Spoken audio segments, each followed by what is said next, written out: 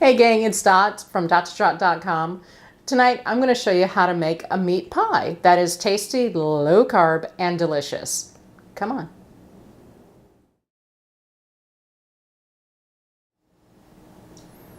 So I'm sure you've heard of a shepherd's pie, which is basically just ground lamb cooked, topped with mashed potatoes. It's a traditional English dish. It is very tasty. It is delicious, and I've made them before and they're quite good. What I'm making tonight, though, is a variation of that. It is a cottage pie, if you will. I'm using ground beef. So don't confuse that and don't think it's a cow pie, because that's something completely different and you don't want to eat that or step in it, just so you know. Okay, anyway, so I've got 2 pounds here of ground beef, which is what I'm going to be using. So that's my mince. I'm using a large onion. I've already gone ahead and diced it up pretty finely. It's pretty small. I'm also using finely diced up, whoops, some of them got away, but they'll get back in there, of a celery, 1 celery stalk. I'm using ground garlic, or minced garlic. I've got about 2 garlic cloves in here. I've got 2 tablespoons of butter. I have a Worcestershire sauce. I've got some whole peeled tomatoes, which I'm going to just crush them with my hands. This came from a can, so don't be afraid to use cans. I know I use fresh here a lot, but the tomatoes, it's September. Tomatoes weren't looking too good at the grocery store, so I just went with the can. And then I'm using a cup of bone broth, beef bone broth. Say that 3 times fast. Beef bone broth. I can't say it. I can't even say it once fast or slow. Anyway, it is a bone broth made out of beef bones. How about that?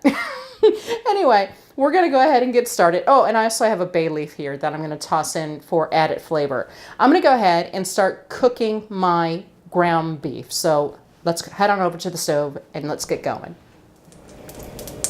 All right, I've already gone ahead and I started melting the butter. It's all melted, as you can see. I'm going to go ahead and just add in my ground beef. What you want to do is basically you're browning the meat. And then with this particular dish, or whenever I'm using, I shouldn't say whenever, but what I like to do, because you want the meat into very small pieces. As you can see, they're pretty big chunks when they're raw. You want to always make sure it doesn't burn. But as I'm browning it, what I'm going to do is basically use my wooden spoon, because I've got enough leverage there, and just start breaking it up into small pieces. I'm doing it sooner than I normally would, obviously. I'm just letting it brown. I'll be coming back and checking on it periodically just to make sure it doesn't burn. Stir it up, flip it, and then start cutting it with my wooden spoon. Okay, as you can see, my ground beef, or mince if you prefer, is definitely brown. I also have been busy chopping it up, see, making it into very small, fine pieces. So now what I'm going to do, I'm actually going to remove the ground beef from the pot. So I'm going to go ahead and just turn that off right now. So safety is always very important when you're working on a stove or knives in the kitchen. Now, there is, you can see, runoff from the ground beef. I use 80-20 ground beef, so there is that. Don't be afraid of that. That's fat that's coming out of the beef. Most of that's going to go into the sauce I'm going to make for the pie. So right now what I'm going to do is I'm going to take a slotted spoon and I'm going to remove the ground beef from it. It will return to the pan momentarily, but I'm going to start making the sauce. So now, if I have too much of the fat, I may actually remove some of it simply because I don't want too much of it. I don't want it to dominate, because it can make it a little bit too oily. All right, so what I'm doing right now is I drained off a big chunk of my fat right now, or the oil, from the pan, and I'm going to go ahead and add in the onion. Now, I'm keeping this in reserve because if I need more, I'm going to go ahead and add more. So right now I'm going to add the onion. I want these soft, but I'm also adding, ta-da, the celery as well. I'm going to mix all this up, and I want to cook these until they're soft. So I'm going to go ahead and mix them. And I can already tell right now I'm definitely going to be adding in some of the oil. But for now, let's cook this and we'll go from there. All right, my ingredients, the celery and onion, they're softening. I did have to add a few tablespoons of the fat back in, but that's okay. I knew I was going to have to do that, but I wasn't sure how much I wanted to add in.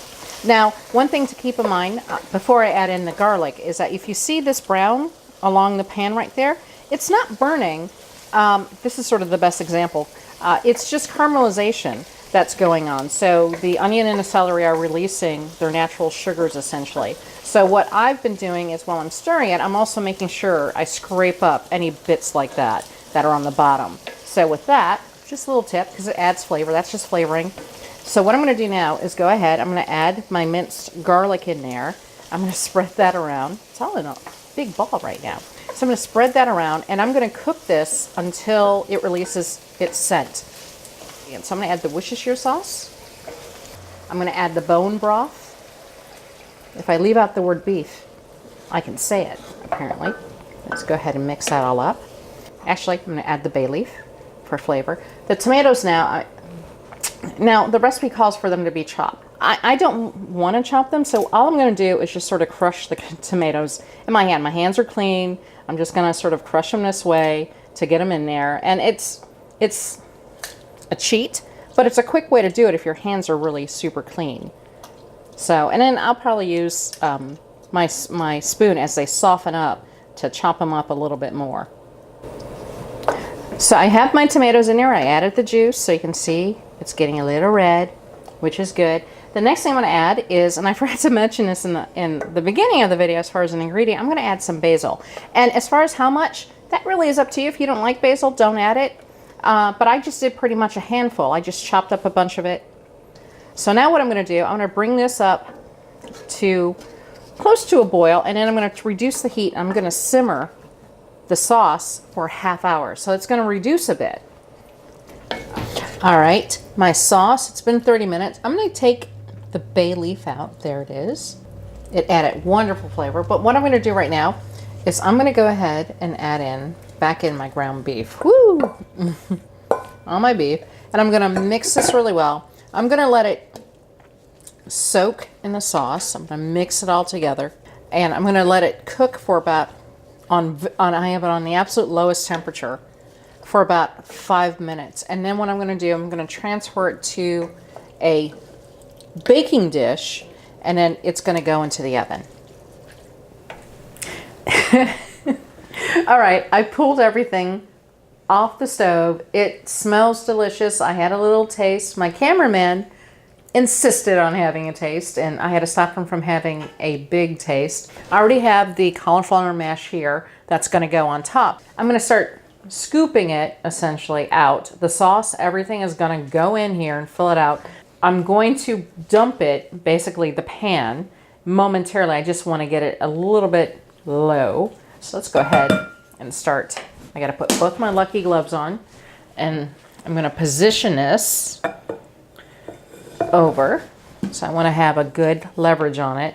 And I'm just going to gently start putting it in here. All right, all I'm doing now, I have everything in my dish, my baking dish, and I'm just smoothing it out to make sure it's evenly distributed. And now the next phase in all of this is the cauliflower mash for the topping. All right, so now I've got my dish here, my cottage pie. So all I'm going to do is just pour it in, and you just want an even distribution throughout the dish. And you're also going to smooth it as you go, because this is your topping. And with that, it's now ready to go into the oven. All right, my cottage pie is out of the oven. I'm not going to eat the whole thing. It's 6 servings, so don't worry about that. But it smells delicious. It looks wonderful. It had the nice browning on it that I wanted. And a little bit of the fat bubbled up to the surface, but that's not a big deal. It's healthy and it's delicious. We're going to dig right in right after this video. So I hope you liked what you saw. I hope you give it a shot and try making your own cottage pie, or even a shepherd's pie if you prefer lamb. And if you like what you see, hit the button below, give it a thumbs up. Also subscribe, and I'll see you next time.